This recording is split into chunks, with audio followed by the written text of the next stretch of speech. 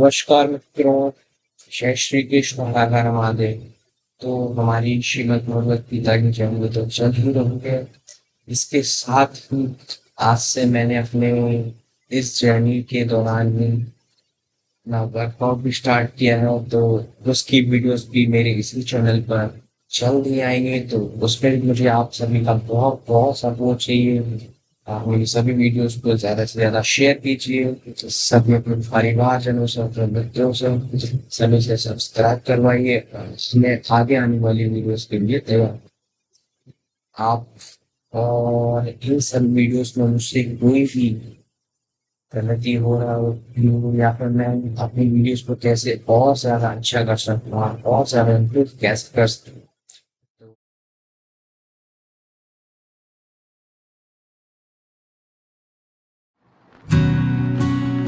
परित्राणाय साधूनां विनाशाय चतुष्कृतां धर्म संस्थापनार्थाय संभवामि युगे। नमस्कार मित्रों, जय श्री राम। तो कल हम यहाँ तक हमारा समाप्त हो गया कि मैं विष्णु मिल गया था। तो आज से हम श्रीमद् भगवद गीता आयो का सारांश का अध्ययन करेंगे कि भगवद गीता में जितने भी अध्याय हैं उनका सारांश क्या है, उनमें क्या वर्णित किया गया है उन अध्यायों में। तो उसके बारे में हम आज से प्रारंभ करेंगे, उसके बारे में अध्ययन करेंगे। तो आइए कक्षा महादेव का नाम लीजिए, श्री कृष्ण का नाम लीजिए। प्रारंभ करते हैं। प्रथम अध्याय। श्रीमद् भगवद गीता में 18 अध्याय हैं।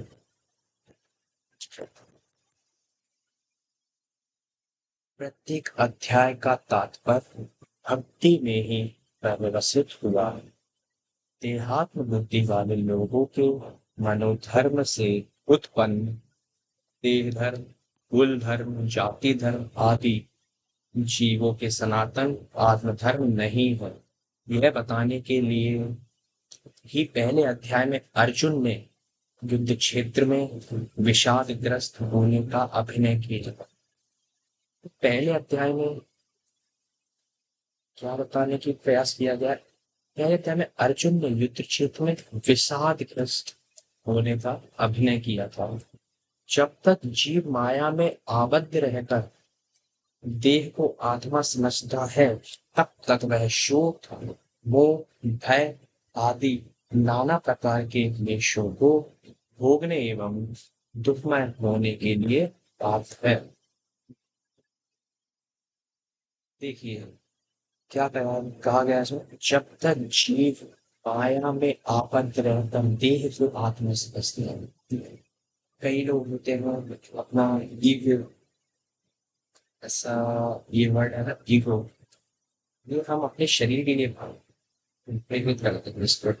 जैसा कि कुछ जीव माया में आबद्ध रहकर देह को ही आत्मा समझ लेते, किंतु आत्मा देह के अंदर का जो भाग जो परमात्मा के पास जाता है, वो सिर्फ आत्मा ही जाती है। देह परमात्मा परमात्मा के पास नहीं जाते। हमारे विचार, हमारे कर्म, हमारा धर्म यही प्रभु परमात्मा के पास जाता है, हमारी देह नहीं की यूं रह जाती। तो कुछ लोग देह को ही आत्मा समझते हैं, ये गलत है। तब तक वह शोक, मोह, भय आदि नाना प्रकार के क्लेशों को भोगने एवं दुखमय होने के लिए बाध्य है। जब तक मनुष्य या जितने भी जीव हैं वो देह को ही आत्मा समझेंगे, तब तक वह शोक, मोह आदि इन चीजों से बाहर नहीं निकल पाएंगे, इन्हीं में ही हो जाएंगे। इसलिए उसका तत्वविद गुरु की शरण में जान आवश्यक है। द्वितीय अध्याय। इस अध्याय में यह निर्धारित हुआ है कि यथार्थ सद्गुरु का आश्रय ग्रहण करने पर जीव अपनी अज्ञानता की अनुभूति करता है, अपने स्वतंत्र विचारों को छोड़कर भ्रम, प्रमाद आदि दोषों से रहित तत्वदर्शी एकांतिक प्रेमी भक्त श्री गुरुदेव के विचारों को शिरोधार्य कर माया के मोहजाल से छुटकारा पाने की चेष्टा है। उस समय वह श्री गुरुदेव की कृपा से उनके मुखारविंद से मिश्रित उपदेशों को श्रवण कर चढ़ते और आत्मा के बाद ज्ञान प्राप्त कर लेता है। साथ ही विषय भोग का दुष्परिणाम जानकर स्थित प्रज्ञ मुनियों के विचार लक्षण और उनकी महिमा आदि सुनकर आकृष्ट होता है। तदंतर साधु संत प्राप्त कर उसके हृदय में तत्व ज्ञान प्राप्त करने की जिज्ञासा अंकुरित होती है।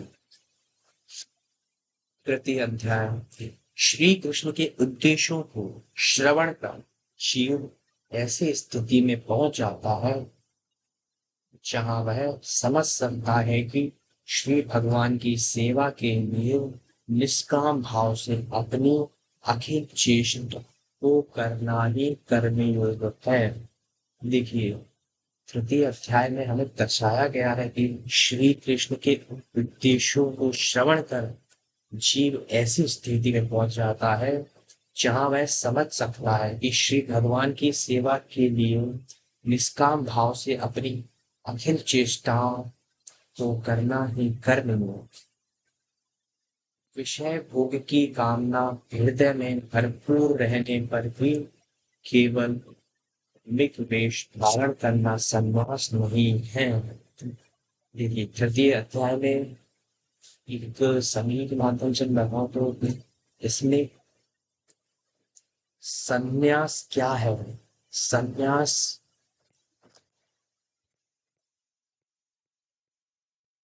के बारे में ही तृतीय अध्याय में बताया गया है।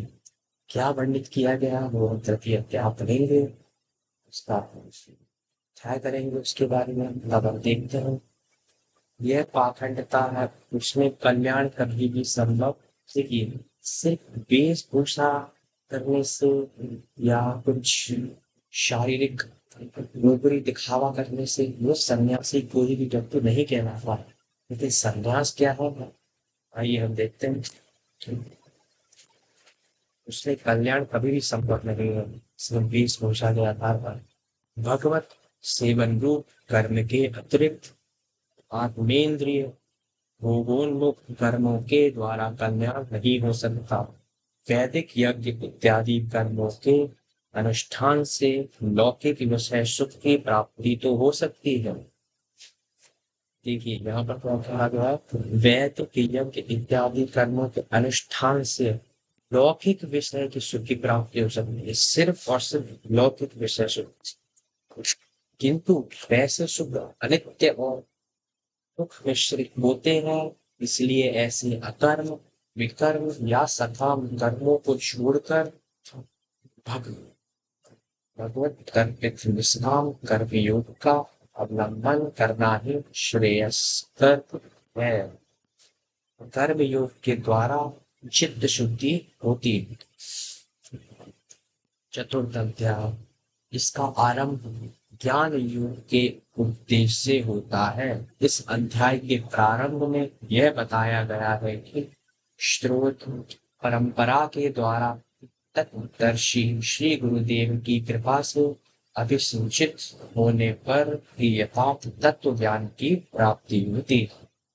लौकिक लौकिक विद्या बुद्धि या ज्ञान के द्वारा भक्त तत्व ज्ञान प्राप्त करने की कोई संभावना नहीं। लौकिक विद्या बुद्धि या ज्ञान के द्वारा भगवत तत्व ज्ञान प्राप्त करने की कोई संभावना नहीं है। इस अध्याय में यह भी बतलाया गया है कि भगवान प्रत्येक युग में अवतरित होते हैं। भगवान के जन्म एवं कर्म दिव्य और अप्राकृतिक होते हैं। उनको प्राकृत समझना मूर्ता का परिचायक एवं अपराध जनक है। क्रमशः कर्म योग से ज्ञान योग का वैश्चिक श्रवण करने पर तत्वदर्शी गुरु के निकट ही तत्व ज्ञान की प्राप्ति होती है। यथार्थ तत्व ज्ञान का आश्रय ग्रहण करने पर सुगमता से भव सागर से तीन हुआ जा सकता। इस विषय में शंका करने पर साधक का विनाश सुनिश्चित है। देखिए, किसी इस विषय में यानी किस विषय की बात की जा रही है? भगवान जन्म एवं कर्म दिव्य है। इस अध्याय में बतलाया गया है कि भगवान प्रत्येक युग में अवतरित होते हैं, लेकिन जो उनको प्राकृत समझना जो प्राकृत समझता है वो मूर्खता है और वह अपराध के समान है। इस विषय में शंका करने पर साधक का विनाश सुनिश्चित है, क्योंकि वह तत्व ज्ञान के अभाव में पतित गौर पथ भ्रष्ट होकर पुनः कर्म चक्र में ही फंस जाता है। पंचम अध्याय। तत्व ज्ञान प्राप्त करने पर साधक कर्म संन्यास योग का अधिकारी बन जाता है। उस समय वह अनुभव करता है कि कर्म और कर्म फल में आसक्ति त्याग ही यथार्थ संन्यास है। अशुचित व्यक्तियों के लिए कर्म के स्वरूप में त्याग की अपेक्षा आसक्त रहित कर्मयोग का आश्रय ग्रहण करना ही उचित और प्रशस्त है। भगवत दर्पित निष्काम कर्म योगी ही ब्रह्म पद प्राप्ति की योग्यता प्रदान रखता है। जैसे आपको शुरुआत में इंट्रोडक्शन पार्ट में प्रस्तावना वाले पार्ट में बताया गया कि निष्काम कर्म ही ब्रह्म पद प्राप्ति की योग्यता प्रदान करता है। निष्काम त्यागी बिना फल की क्षमता ही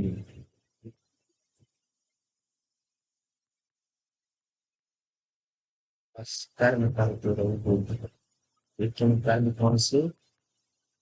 अच्छे कर्म ही भगवत मार्ग के पथ। ब्रह्मविद शांति के अधिकारी होते हो। षष्ठ अध्याय। ध्यान योग के विषय में साधक तत्वविद गुरु के उपदेशों को सुनकर भली भांति अनुधावन कर देता है कि चित्त शुद्ध होने पर ही भगवत ध्यान संभव पर होता है। आम संकल्प रहित व्यक्ति ही यथार्थ योगी या सन्यासी है। यथार्थ योग के सन्यासी कौन है? अब संकल्प रहित, जिसको कोई कामना ना बने।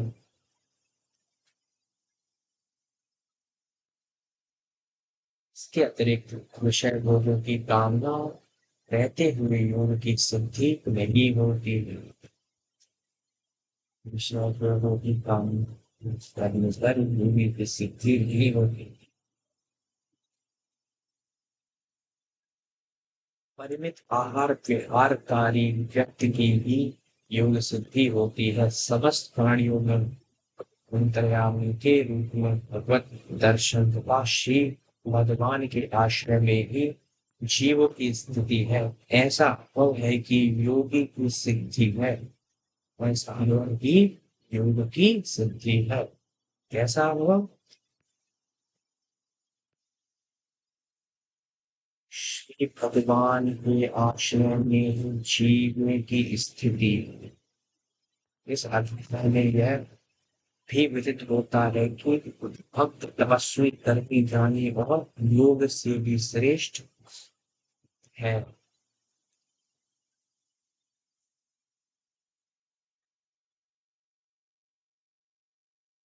सप्तम अध्याय। इस अध्याय में विज्ञान योग या भक्ति योग का वर्णन है। इस अध्याय का अनुशीलन करने से इस विषय की दृढ़ उपलब्धि होती है कि भगवान श्री कृष्ण ही परम तत्व की चरम सीमा है। उनके अतिरिक्त और कोई भी परम तत्व है ही नहीं। उनके श्री चरण कमलों में एकांत रूप से शरणागत हुए बिना मायाजाल से छुटकारा पाने का और कोई उपाय नहीं। इस पूरे माया के जंजाल से निकलने का उपाय बताएगा श्री कृष्ण के चरण कमलों में तुम्हें आपको समर्पित कर दीजिए। नराधम, असुर भावापन और माया द्वार अर्जित ज्ञान विशिष्ट ये चार प्रकार के दुष्कृत संपन्न व्यक्ति तक जन्म नहीं करते, पर इसके विपरीत आठवें चार प्रकार के सुकृत की संपन्न व्यक्ति भगवत क्षम करते हैं। इस जगत में भगवत सुदुर्लभ है। ज्ञान देव देवियों की आराधना से नित्य कल्याण साधित ही हो सकता। अष्टम अध्याय कारक ब्रह्म योग का वर्णन इस अध्याय में किया गया है। श्री कृष्ण के एकांत भक्त ही ब्रह्म कर्म और अधिभूत आदि तत्वों को जान सकते हैं। एकांतिक भक्तों द्वारा ही कृष्ण प्राप्ति सुलभ है। भगवत भक्त पुनर्जन्म वही होता है। ठीक है, और वक्त तक उसका पुनर्जन्म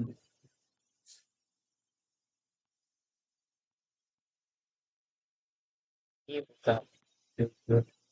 ये चल पड़ा है और जब उसकी मृत्यु होगी तो उसका पुनर्जन्म ही होगा।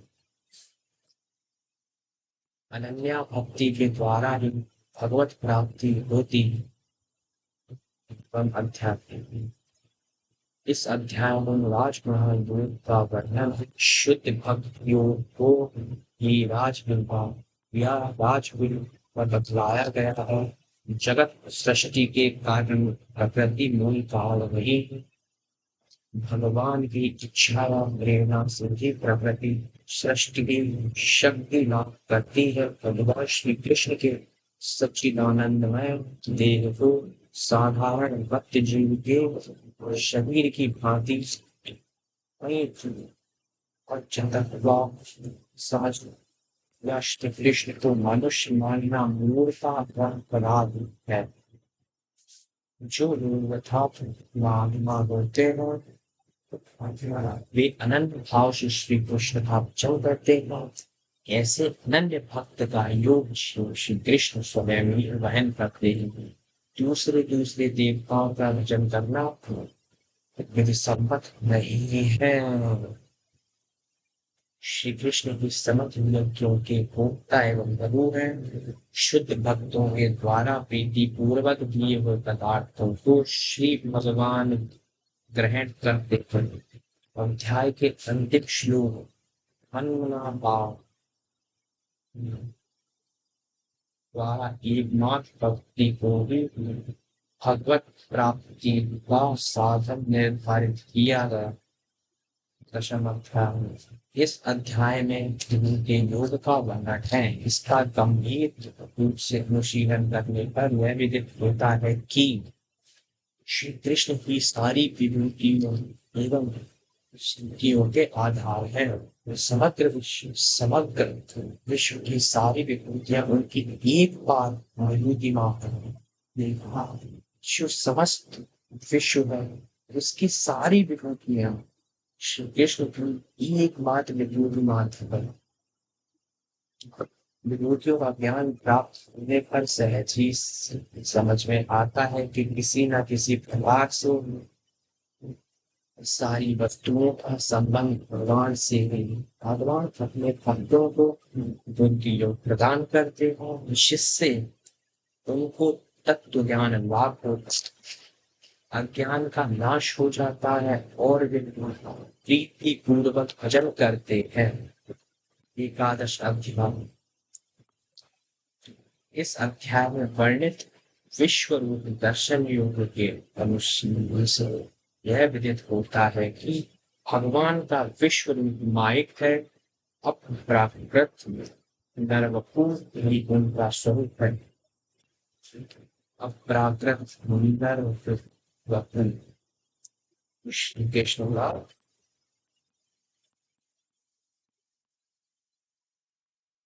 स्वरूप है। प्रेम नेत्र के द्वारा ही भक्तजन उनके शिखर रूप का दर्शन करते हैं। अनन्य भक्ति योग के द्वारा ही भगवत प्राप्ति होती है। द्वादश अध्याय भक्ति योग शीर्षक में इस अध्याय में बतलाया गया है कि स्वयं भगवान श्री कृष्ण ही जीवों की एकमात्र परम उपास्य तत्व है। कांतिक भक्ति युक्त भक्त ही उनके प्रियतम हैं। शुद्ध भक्ति के द्वारा सहज ही भगवत प्राप्ति होती है। निर्विशेष ब्रह्मवादियों को केवल क्लेश ही प्राप्त होता है। निर्विशेष ब्रह्मवादियों को केवल क्लेश ही प्राप्त होता है। एकादश अध्याय इस अध्याय में प्रकृति और पुरुष का मार्मिक विवेचन किया गया है। इस विवेचन से भगवान अपने शरणागत लोगों को तत्व ज्ञान प्रदान कर संसार समुद्र से उद्धार करते हैं। शुद्ध भक्ति के उदित होने पर आनुषंगिक रूप में ज्ञान वैराग्य सहज भी उदित हो जाते हैं। फिर भी भक्ति तत्व ही दृढ़ता के लिए ज्ञान विज्ञान का अनुशीलन करना ही आवश्यक है। भक्ति तत्व की दृढ़ता के लिए ज्ञान विज्ञान का अनुशीलन करना होगा। ज्ञान का अनुशीलन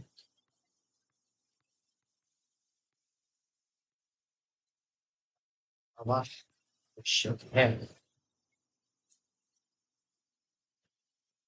तत्व ज्ञान प्राप्त होने पर भक्त प्रेमाभक्ति प्राप्त ये योग होते हैं।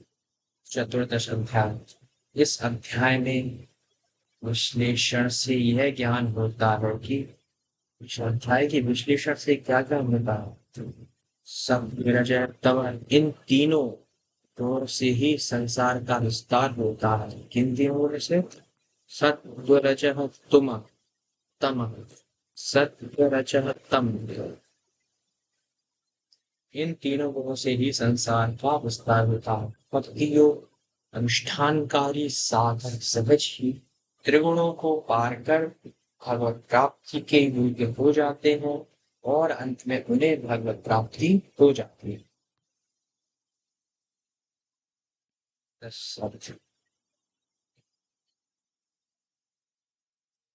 अध्याय का सारांश पढ़ेंगे। इस अध्याय में पुरुषोत्तम योग की व्याख्या की गई है। यह संसार पर एवं मनुष्य के लोगों में विस्तृत है। भगवत विमुक्ति कर्म के द्वारा आबद्ध होकर संसार की ऊंची नीची विभिन्न योनियों में भ्रमण करता है। शिव भगवान को विनाश शिव सौभाग्यवश सब कृपा प्राप्त श्री कृष्ण को भी पुरुषोत्तम होने पर सब प्रकार से भजन करते हैं। तन्मय या आविष्ट होकर भजन करने पर वे सर्विद्ध होकर इस संसार को नाम स्वीकार कर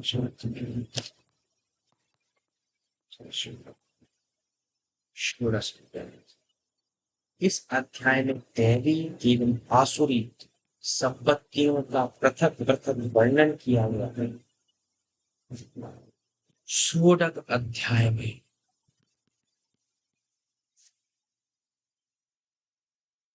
इन चीजों का वर्णन किया गया है।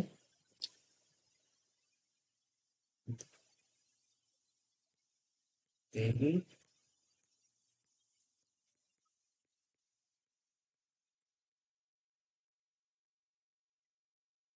सुरी संपत्तियों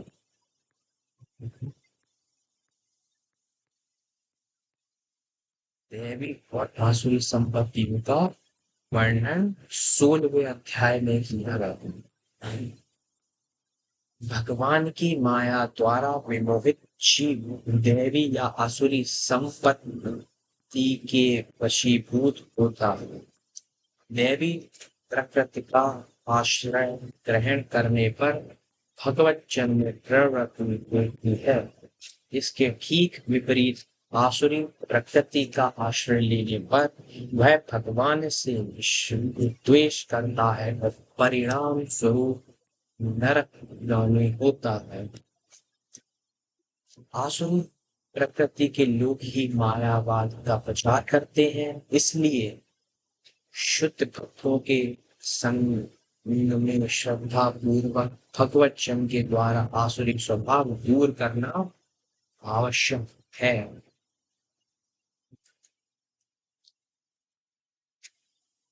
सप्तदश अध्याय। 17वें अध्याय में क्या बताया गया? 17वें अध्याय में 3 प्रकार की श्रद्धा बतलाई गई है। मनुष्य संग और पूर्व संस्कार से प्राप्त स्वभाव के अनुरूप ही सात्विक, राजसिक या तामसिक, कौन कौन से? सात्विक, राजसिक या तामसिक तत्व के प्रति श्रद्धालु होता है। शुद्ध हरिभक्तों के संग से जीवों के हृदय में निर्गुणा श्रद्धा उदित होती है।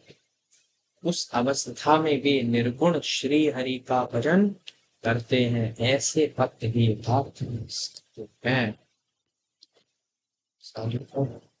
सात्विक, राजसिक या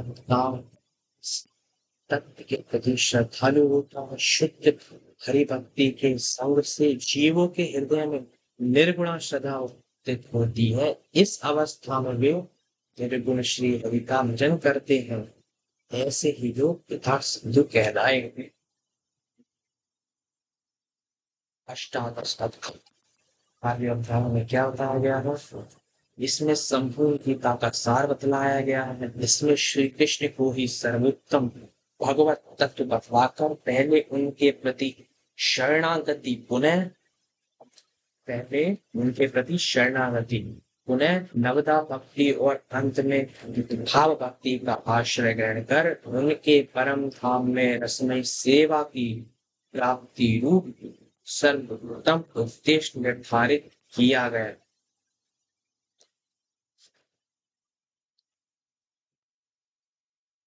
तो यहाँ से हमारे जो गीता के है उनका सारांश समाप्त होता है। तो इसके आगे हम कल अध्ययन करेंगे कि कुछ लोगों का जीवन चरित्र है। इनको स्किप करके हम सीधे अध्याय तक पहुंचेंगे। कल से अध्याय का अध्ययन प्रारंभ करेंगे। तब तक के लिए आप सभी मेरा विनम्र निवेदन सपोर्ट करते रहिए। ये सारी वीडियो जो मेरी आ रही है साझा कीजिए। और जैसा कि मैंने आपको शुरुआत में बताया था, मैंने अपना वर्कआउट प्लान भी स्टार्ट कर दिया है। जो भी कुछ टाइम में इसी चैनल पर मैं लोड करूँ, तो उनमें भी आप मेरे को सपोर्ट कीजिए और सारी वीडियो को शेयर कीजिए, सब्सक्राइब। क्योंकि आने वाली जो वीडियो है उनमें मुझे बहुत मेहनत करने की जरूरत पड़ेगी। कोई भी मुझसे भूल चूक हो रही हो तो कृपया करके मैं कमेंट बॉक्स में बताएं मैं और अच्छी वीडियो कैसे कर सकता हूँ, मुझे राय दें। और कोई भी भूल चूक हो तो इसके लिए मुझे तहे दिल से क्षमा करें। धन्यवाद। आगे आने वाली वीडियो गीता को और आगे ले जाएंगे। तब तक हिंदी बहुत जय श्री कृष्ण, जय श्री राधे, हर हर महादेव।